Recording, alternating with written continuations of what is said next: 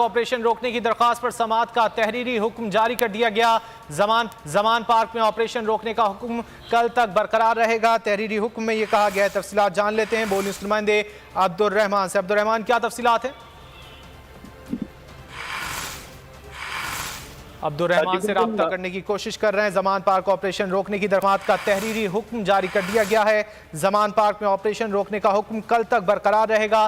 तहरीरी हुक्म में यह कहा गया है फरीकैन के वकला की इस्तदा पर समाअत कल तक के लिए मुलतवी की जाती है। तफसीलात जान लेते हैं अब्दुर्रहमान से। जी अब्दुर्रहमान।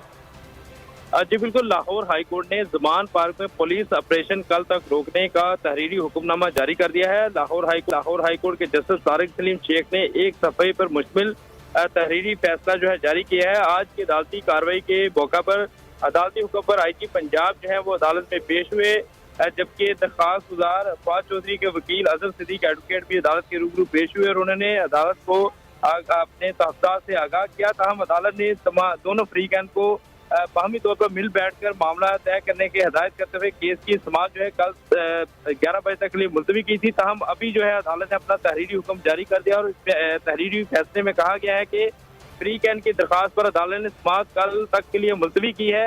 अदालत ने अपने तहरीरी हुक्म में वाज़ेह किया है कि पुलिस एक्शन जो है वो कल 11 बजे तक के लिए रोक दिया जाए। जी बहुत शुक्रिया अब्दुर्रहमान इन तफसीलात के लिए।